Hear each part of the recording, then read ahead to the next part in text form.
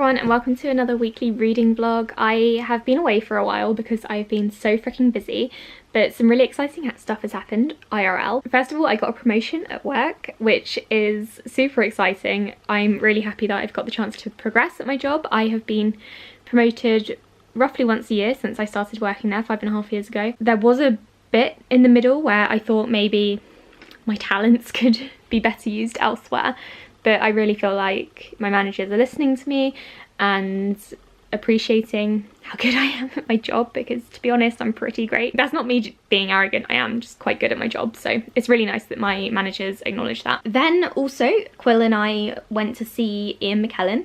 Not like a personal visit, I bought him tickets for Christmas to go and see him on stage, and that was really good. I feel like the second act was too much Shakespeare. The first act was a lot of Ian McKellen talking about himself, but the second act was him acting out certain scenes from Shakespeare plays, and that dragged on a little bit, especially because it started at 8 o'clock at night and didn't end until 11, so it overran by nearly an hour. So that was a bit disappointing, but I still had a really good time. And then I got to meet him afterwards very briefly, as we were donating money, because they had him stand in the lobby, or I guess he offered to stand in the lobby to collect donations, which is a really good idea because everyone else had just walked straight through. Because it was Ian McKellen holding the donation bucket, everyone donated to him, so that was a really good idea. Thirdly, we went to do some falconry, just, you know, as you do. This was actually Quill's birthday present. It was just a coincidence that it all took place in the same week. I had an amazing time. There were 6 different birds that we got to interact with. There were 3 owls and 3 hawks / falcons. It was great. I was very nervous because first of all, I didn't know what the woman was going to be like, the one who's running this falconry centre, and secondly, I'm kind of afraid of birds because they're creepy looking, but once you see them up close, they're actually really cool. I got to hold a snowy owl, a barn owl, a tawny owl, peregrine falcon, some sort of hawk that I can't remember the name of, and a buzzard. So I thought that was great. I had a really good time. Hopefully future me has inserted some clips here so you can all be jealous. And I guess that's my life update. I haven't really been doing any reading, so I have nothing to report, but I will get back to you once I have read something. Good morning everyone, it's currently Wednesday morning. It's just before 8 o'clock and I have actually started reading a book, which is always a good start. I'm trying to be discreet right now because my office is like right there. I've got a space today right in front of it, and people are going to be able to see me from their offices, which look out into the car park. So like I mentioned, I've been reading and I've read 250 pages of Educated by Tara Westover, and this is one that's been going around. Sorry, I don't have much space in this car because everyone's been enjoying it. I think last year it won some awards and stuff. It's non-fiction about a girl who was raised as a Mormon, and her father was very extreme, and he was preparing for the apocalypse, and it never actually came about because, you know, he was wrong. Didn't let some of the kids go to school because he thought that the government was working for the Illuminati. So the main character is very uneducated, and she eventually goes off to uni and realizes, or starts to realize, how different her family is and how wrong they are. Like, they don't go to doctors and stuff. Her dad believes that her mother can heal everything. Her mother was practicing illegal midwifery for ages, and then even when they got into severe accidents like car accidents, they still didn't go to the hospital because they thought that the government and the hospitals were working against them, and going to the hospital was against God's will. So there was that. And then also her brother is really abusive, and it's a really difficult read, but I am really enjoying it, so I'm going to read some more of that today at lunchtime, and then hopefully finish it this afternoon, because I'm hoping to finish it before February is over, and February will be over tomorrow. I don't really have any other plans for this week. I do want to record some videos because I've been slacking lately. I just really haven't had the time. So I'm going to record some videos maybe on Friday evening. It's currently Friday the 1st of March, and yesterday I finished Educated, which means I read 10 books in February, and I'm really happy with myself and with my reading. I read quite a few good books, and I'll be talking about those in my March wrap-up. As for Educated, I really enjoyed it. It wasn't a 5-star read for me. I don't really feel like it covered things in enough depth, or at least her later years, Tara Westover's years at university and college and stuff. There was a lot about her younger years, and every time she went back to the mountains to visit her family, there was a lot about that, but not really to do with her education and how she was able to teach herself so many things. Nonetheless, I did really enjoy it. I thought it was very hard hitting and difficult to read at points, and I could relate to some of the stuff that was going on in this book, and it was awful, just awful, and I can see why everyone loves it so much. So I'm currently reading a book, and that is The Night Olivia Fell, which is an advanced reader's copy. I got it for free from the publisher. It came out in February, and I'm just now getting around to it. It's an adult thriller about a woman called Abby, I think, and her daughter Olivia falls from a bridge and is then in a coma, or rather she's brain dead, but the doctors can't take her off life support because she is also pregnant, and Olivia is a teenager at this point. So Abby kind of goes on a journey to figure out what's happened to her daughter and what led up to these events, and she's also convinced that Olivia didn't jump from the bridge, nor was it an accident. In her eyes, she believes that she was pushed. I'm about 40% of the way through and I'm enjoying it. A few things aren't sitting so well with me, and it's not the most thrilling thriller I've ever read, but I'm quite enjoying it. So I'm going to hopefully finish that tonight now that I've got the flat to myself.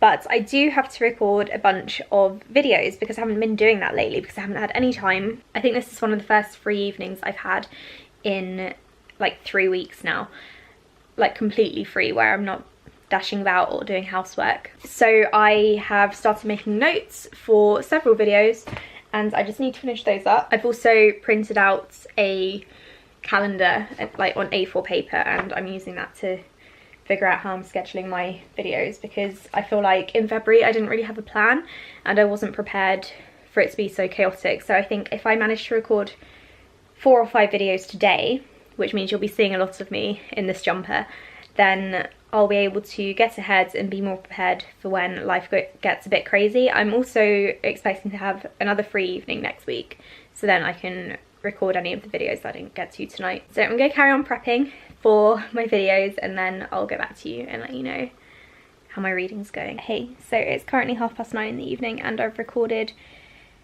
4 or 5 videos. I did my TBR, my wrap up, my new releases, my book haul, and is that it?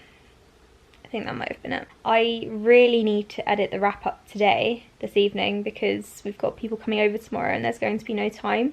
I've just tidied up the kitchen, and because it's 9:30 I really cannot be bothered, but I should probably try to do my wrap up. Can this thing focus on me, for God's sake? So I'm going to try to do that, and then I am going to maybe try to finish The Night Olivia Fell, so then I can start March off on a good note by finishing one book. Don't know what I'm going to read next. I'm kind of leaning towards the 5th season, but I also really want to try Evelyn Hugo and see how that goes. I've just got back from the gym and I'm about to hop in the shower, but I just realised that I forgot to update you when I finished my book yesterday. I finished The Night Olivia Fell, and it got weirdly emotional at the end, and I wasn't expecting this. The mother-daughter relationship was one of the nicest I've ever seen, and towards the end things got very, very emotional. I kind of loved that part, but the thriller mystery part wasn't so great, so I'm really conflicted on how to rate this. I'm thinking maybe like 3.5. It wasn't quite 4 stars, definitely wasn't 5 stars, but it wasn't an average 3 stars either, because that ending was quite powerful. So I really enjoyed it. I also really enjoyed that from the beginning you know that Olivia is brain dead, she's not going to recover, there's absolutely no hope, and you're following Abby, the mother, as she comes to terms with this, and also Olivia's friends. And I really liked the way that the author handled it, because she didn't suddenly do a twist at the end where Olivia could suddenly wake up. You know from the beginning that she's brain dead, there's no brain activity at all. Basically, don't get your hopes up, and I really like that, because if a miracle had happened and suddenly her brain activity had started again, I would have been quite disappointed, because that's not what the author was doing from the beginning. It was about moving on and branching out and stuff. So now that I've finished that, I'm not entirely sure what I want to read next. I'm thinking either The 5th Season by N.K. Jemisin, because I didn't get to read this in February, which I was going to for Black History Month. It is quite a big fantasy book, but also the writing, I don't know if you can see, it is quite large as well, so I don't think it would take me a long time to read. So it's between this, if I want a fantasy book, or The 7 Husbands of Evelyn Hugo. I might be buddy reading that with a friend that I've started a book club with, so maybe I won't go for that, but I'm not entirely sure yet, so I'm a bit conflicted. I'm gonna go and shower and try to decide in there, I guess, and then I'll come back and update you. So I finally found a half decent angle for this camera, so that's good. Good morning, it's currently Thursday morning and I've finally been able to do a little bit of reading, which is good because I haven't managed to do much over this week. Like I mentioned at the beginning of the vlog, I think I got a promotion at work, which also means that I need to train someone else to do my previous job, or what's my current job, because I haven't started my new role yet. This week started out with the person who's training me not being able to train on Monday because someone was off sick, so he had to do that job. He started halfway through the day on Tuesday, which was very stressful, and then yesterday completely just like knackered me out. So I haven't really done much reading, but I am 130 pages into the 5th season, which I finally started and I'm finally like getting into. This is an adult fantasy book. It's about earthquakes. Earthbenders basically can create earth shakes. The book follows 3 characters. One is a young girl who's just been discovered to be an earthbender. This is what I'm calling them. They're not actually called that in the books. Another one is a slightly older woman who is a mother, and her son is beaten to death by her husband, presumably because the husband found out that his son is an earthbender. The husband has now run off with the daughter, so the woman wants to go and find her. And then the third woman is, I think, about 20, and she's in training to become an earthbender. And there's this council that oppresses the earthbenders because they're too dangerous, and they assign guardians to earthbenders who like abuse them and oppress them and are horrible to them. It's quite a difficult read so far actually, because there's a lot of terminology that isn't really explained, as is quite common with your fantasy books. But I am enjoying it, I'm getting into it finally, and at 130 pages I'm probably about a third of the way through. This isn't a very long fantasy book, it's under 500 pages, so that's good. I'm going to do a little bit more reading now before work because I've still got 20 minutes before I start, and then hopefully I'll be able to get a lot of reading done tonight because Quill's not at home, although I do need to record some videos, so who knows. This vlog is going to be a little bit all over the place because I haven't recorded anything in a week or so, just because I've been so busy. I've had a couple of stressful weeks, which I guess I could tell you about, but to be honest, I'm not really sure if you guys want to know. It's been really busy and stressful because I think a lot of our clients are putting in orders because of Brexit and they're trying to rush orders through, and it's a bit much for me. So I'm not enjoying work at the moment all that much, so I've taken a half day today and I'm here in the afternoon. As you can probably tell by my face, I am tired and stressed, and yeah, so I just thought I would wrap this vlog up so I can finally upload it, because I've been recording this vlog for like 3 weeks in total.